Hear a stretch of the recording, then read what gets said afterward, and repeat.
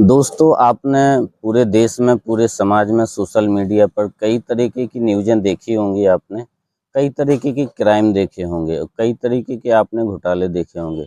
मध्य प्रदेश में एक ऐसी वारदात आई है जिसको हम आपके साथ साझा करने वाले हैं। आपको एक ऐसी घटना से आपको रूबरू कराते हैं जो कि आप देश में देखेंगे, उसको सुनेंगे और समझेंगे तो आप अपने जीवन में एक चकित रह जाएंगे, सोच के हैरान हो जाएंगे आप कि सरकार इस तरीके की किस तरीके से घोटाले कर सकती है, जो कि हर किसी व्यक्ति को यदि देखने को मिलता है, सुनने को मिल रहा है, तो बहुत ही कहीं न कहीं चकित होके रह जा रहा है। तो नमस्कार, जय हिंद दोस्तों, मैं हूं सुनील वर्मा और आप देख रहे हैं मेरा YouTube channel story Sunil Verma के नाम से। तो ये घटना है 22 मई 2025 की और स्थान यदि कहा जाए कहाँ की घटना है तो एमपी का एक सिवनी जिला पड़ता है, ये वहाँ की घटना है। तो यहाँ पर जो सरकार ने मैं किसी सरकार के खिलाफ कोई इस तरीके की वो नहीं बता रहा हूँ, पर मैं लोगों को जागरूक करने के लिए और समाज में एक संदेश देने के लिए कि किस तरीके का क्या क्या हो सकता है इस जीवन में। तो यहाँ पर एक महिला को 29 बार मृत घोषित किया गया है, हर बार जीवित किया गया है, और पुरुष को भी 28 बार। और इस तरीके से पूरे जिला की वारदात को यदि कहा जाए तो कम से कम 47 लोगों को इस तरीके का घोटाला क्या है वो भी मैं बताना चाहता हूँ। जो सर्प होता है, सर्पदंत, यहाँ पर सरकार ने एक न्यूज़ निकाली थी कि हर व्यक्ति के मरने पर या उसकी जान जाने पर सर्पदंत के काटने से इनको 4-4 लाख रुपए का मुआवजा दिया जाएगा। तो यहाँ पर एक द्वारकाबाई है जिसको कम से कम 29 बार इसको मृत घोषित किया गया है और इसके नाम पर 1,16,00,000 रुपए का इन लोगों ने पैसे निकाले हुए हैं सरकार से और सारे दस्तावेज लगाए हुए हैं। और राजू की यदि बात कही जाए तो 28 बार इसको किया गया है मृत घोषित और इसके 4-4 लाख रुपए आप समझ सकते हैं।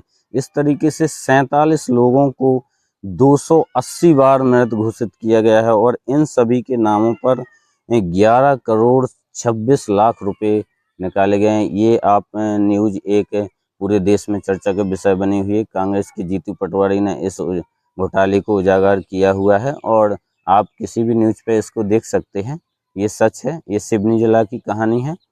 और चौंकाने वाली बात यह है कि जब इसकी जांच पड़ताल की गई है तो जिन जिन लोगों के नाम पर ये घोटाले को किया गया है तो उनके जो दस्तावेज शासन प्रशासन में लगाए हुए हैं वहाँ पर कोई भी रिकॉर्ड नहीं है, इनका कोई भी मेडिकल रिपोर्ट नहीं है, कोई भी पोस्टमार्टम नहीं है, सिर्फ डॉक्यूमेंटों को जमा किया गया है और इन्हीं के नाम पर पैसे निकाल लिए गए हैं।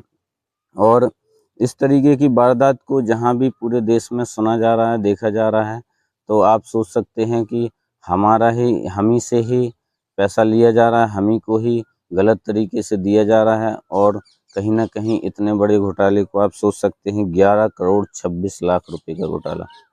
और चौंकाने वाली बात यह है कि सभी सरकार हर स्टेट में कहीं न कहीं मुआवजा देती है, अच्छी बात है, पर इस तरीके की कहाँ से दे सकते हैं कि हम एक ही व्यक्ति को 28 बार, किसी महिला को 29 बार और ऐसे सभी जगह यदि खासकर ये सभी जिलों की बात नहीं है, केवल सिवनी की है तो 47 लोगों को कम से कम 280 बार मृत घोषित करके और 4-4 लाख रुपए हर बार निकाल लिए गए हैं।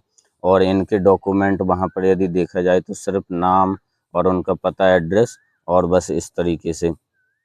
तो दोस्तों, आप लोग जागरूक रहिए इस घटना से। और इस जो भी मैंने आपको कहानी सुनाई हुई है ये एक सच्ची कहानी है और ये सिवनी जिला की है, 22 मई 2025 की।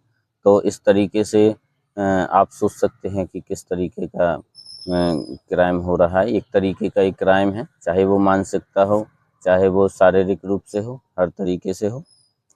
तो आपको ये छोटी सी कहानी है पर आपको ये बहुत बड़ा संदेश और देश में किस तरीके का क्या हो रहा है आप समझ सकते हैं कि हमारा देश कितने पीछे जा रहा है। इसी कारण से अन्य देश आज भी कितने विकसित हो चुके हुए हैं जो हमसे पीछे भी आज़ाद हुए हैं और उन पर कई तरीके की परमाणु बम कहें, चाहे विश्व युद्ध कहें, कई तरीके के झेले हैं। पर हमारे देश में इस तरीके की जो सरकारों द्वारा जो भ्रष्टाचार हो रहा है, और तो आप सोच सकते हैं कि हमारा देश आज भी विकासशील है, विकसित कभी नहीं हो पा रहा है। और शायद मुझे लग रहा है कि इस तरीके का यदि भ्रष्टाचार होगा तो हमारा देश कभी भी विकसित नहीं हो सकता है। तो आप इस कहानी से आपको यही संदेश देना था। जय हिंद दोस्तों।